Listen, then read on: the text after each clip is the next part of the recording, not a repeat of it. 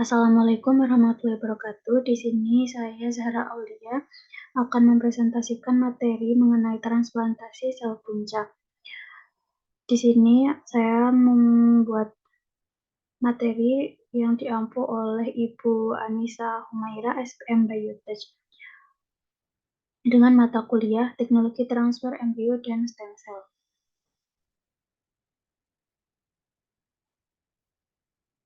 Nah, jadi apa itu stem cell? Stem cell atau sel punca ini merupakan sel yang belum berdiferensiasi dan mempunyai potensi untuk dapat berdiferensiasi menjadi jenis sel lain.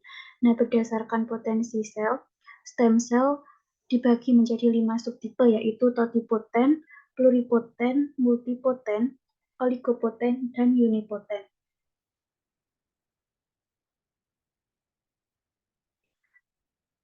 Totipoten merupakan kemampuan sel untuk berdiferensiasi menjadi semua jenis sel. Pluripoten merupakan kemampuan sel untuk berdiferensiasi menjadi hampir semua jenis sel. Kemudian, multipoten merupakan kemampuan sel untuk berdiferensiasi menjadi sebuah sel terdekat, contohnya hematopoietic stem cell, bisa menjadi sel darah merah atau sel darah putih. Lalu oligopoten adalah kemampuan sel untuk berdiferensiasi menjadi beberapa sel. Sebagai contoh adalah sel-sel punca limfoid atau myeloid. Unipoten merupakan kemampuan sel untuk memproduksi sel dari jenis mereka sendiri, namun memiliki kemampuan untuk self-renewal, oleh karena itu dapat disebut juga stem cell. Sedangkan berdasarkan sumbernya, sel punca diklasifikasikan sebagai sel punca embrional dan sel dewasa.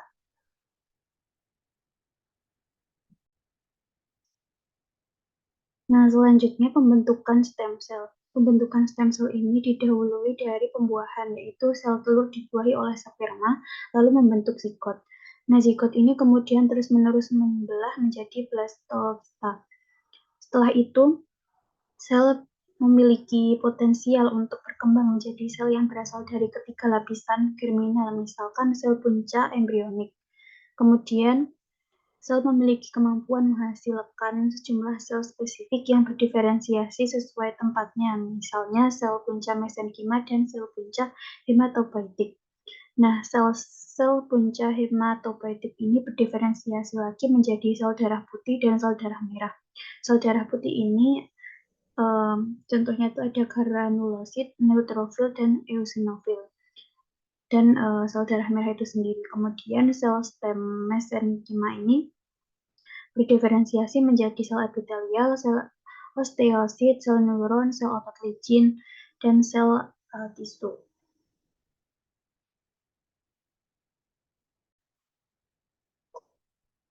Nah, kemudian adapun protein yang berperan dalam pembentukan stem cell ini ada SOX2 atau sex determining region ya. Nah, SOX2 ini merupakan faktor transkripsi yang bekerja bersama dengan OCT4 untuk menjaga sifat pluripoten sel punca embrionik. Nah, SOX2 ini diekspresikan pada embrio, sel embrional, sel punca embrional, dan sel punca syaraf. Kemudian ada KLF4. Nah, ini pertama kali ditemukan sebagai suatu supresor tumor pada kanker saluran cerna, merupakan faktor transkripsi mirip Krupel-like faktor yang dikenal. Selanjutnya ada OCT3/4, octamer binding transcription, merupakan faktor transkripsi yang penting dalam menjaga sifat pluripoten sel punca embrionik. Selanjutnya ada Notch. Nah, ini sistem Notch ini berpartisipasi dalam mengatur pilihan jalur diferensiasi sel punca yang dapat mempengaruhi apakah sel punca akan berkembang menjadi satu jenis sel atau jenis sel lainnya. Selain itu ada BMP atau bone morphogenetic protein. Nah, BMP ini merupakan warga protein yang berperan dalam mengatur diferensiasi sel punca menjadi berbagai jenis sel dalam tubuh. Lalu ada NANOK. NANOK juga merupakan faktor transkripsi yang berkontribusi dalam menjaga sel punca agar tetap dalam keadaan pluripoten. Nah, kemudian penyakit leukemia ini apa sih? Penyakit leukemia atau kanker darah ini merupakan penyakit kelainan darah yang ditandai dengan adanya sel blast dalam darah tepi. Sel-blast adalah sel-sel darah putih sel leukosit yang abnormal, yang belum matang namun sudah dikeluarkan dari sumsum tulang belakang ke sirkulasi darah. Jenis leukemia akut itu ada leukemia limfositik akut atau LLA dan leukemia mieloid akut LMA. Nah, strategi teknologi stem cell apa yang akan dilakukan untuk terapi atau menyembuhkan penyakit leukemia ini? Nah, strategi teknologi stem cell untuk menyembuhkan penyakit leukemia salah satunya itu ada transplantasi menggunakan sel punca darah tali pusat. Ada juga transplantasi menggunakan sum-sum tulang. Nah, sel punca darah tali pusat ini merupakan sel punca yang diambil setelah kelahiran bayi. Tali pusat dan plasenta biasanya akan dibuang. Saat ini stem sel darah tali pusat telah banyak digunakan sebagai pengobatan hampir 80 jenis penyakit termasuk berbagai jenis kanker, kelainan genetik, dan kelainan darah. Sel punca tali pusat ini memiliki kelebihan dan juga kekurangan. Sel punca ini penelitian ini telah membuktikan bahwa transplantasi sel darah tali pusat ini merupakan pengganti yang sangat baik sebagai pengganti dari transplantasi sum-sum tulang. Saat ini diperkirakan lebih dari 20.000 transplantasi stem sel darah tali pusat telah dilakukan. Pada tahun 2009, transplantasi ini lebih banyak dilakukan daripada transplantasi stem sel sum-sum tulang. Terdapat beberapa kelebihan dan juga kekurangan sendiri dari transplantasi stem sel darah tali pusat dibandingkan dengan transplantasi menggunakan sum-sum tulang.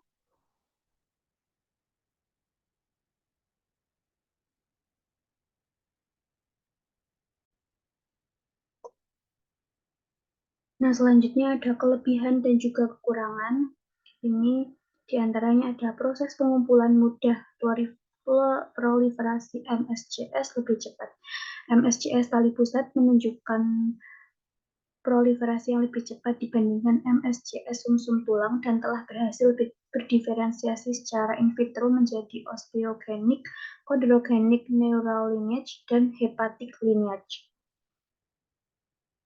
Kemudian prosesnya lebih cepat, lebih murah, risiko transmisi penyakit infeksi minimal, kemudian risiko penolakan minimal, lalu tidak berisiko untuk ibu dan anak.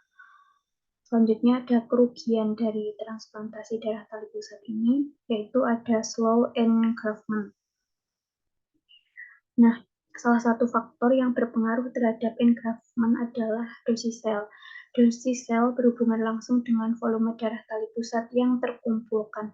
Dosis sel mengacu pada jumlah sel punca yang dapat digunakan dalam sampel darah. Karena volume sel yang dikumpulkan dari darah tali pusat terbatas, jumlah sel punca dalam darah tali pusat sekitar 10% lebih rendah dari jumlah yang diperoleh dari sum-sum tulang. Kerugian penting lainnya adalah penggunaan stem sel darah tali pusat bagi pemilik stem sel tersebut.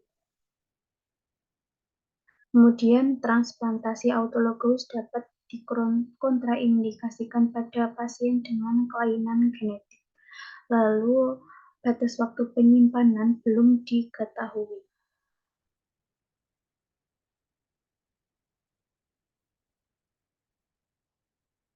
Nah, selanjutnya ini merupakan proses transplantasi sel punca dari darah tali pusat untuk penyembuhan penyakit leukemia.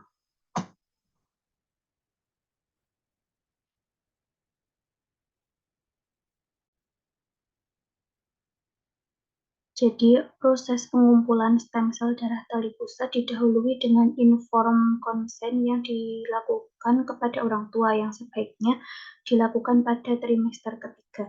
Tahap pertama yaitu memberikan informasi mengenai bank darah tali pusat termasuk risiko, manfaat, keuntungan, dan keterbatasan kepada orang tua sebagai bentuk parental care. Kemudian tahap kedua adalah ketika ibu dirawat di unit bersalin untuk persalinan. Kriteria untuk kelayakan pengumpulan darah tali pusat adalah tidak adanya persalinan aktif, selaput utuh, kehamilan tunggal, tidak ada riwayat penyakit virus, penyakit bawaan atau genetik, dan kemampuan ibu untuk memahami implikasi pengumpulan darah tali pusat. Pengumpulan darah tali pusat dilakukan melalui vena umbilikal. baik sebelum in utero maupun setelah ex utero melahirkan plasenta. Kemudian sampel dimasukkan dalam kantong steril kira-kira berukuran 250 mili yang kemudian ditempatkan dalam kit ekstraksi di mana suhu, pH, dan karbon dioksida, kemudian oksigen dan faktor-faktor lain bergantung hanya pada waktu dan kondisi eksternal. Sistem yang terenkapsulasi ini membantu menjamin kondisi darah sewaktu ditransportasikan ke laboratorium pengolahan sel. Kemudian setelah darah tali pusat terkumpul, darah akan dikirim ke bank darah tali pusat.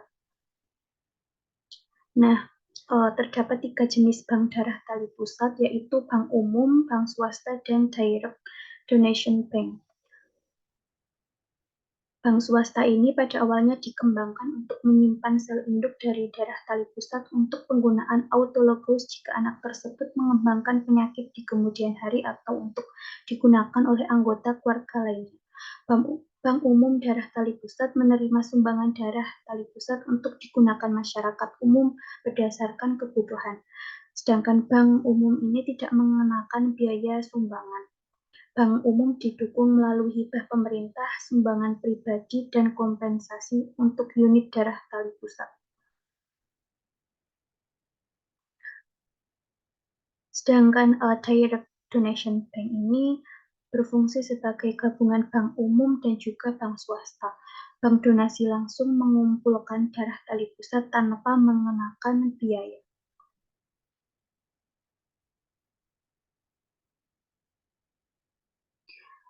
Berikut ini merupakan referensi yang saya gunakan untuk menyusun tugas tersebut. Mungkin ini yang bisa saya sampaikan, kurang lebihnya mohon maaf. Wassalamualaikum warahmatullahi wabarakatuh.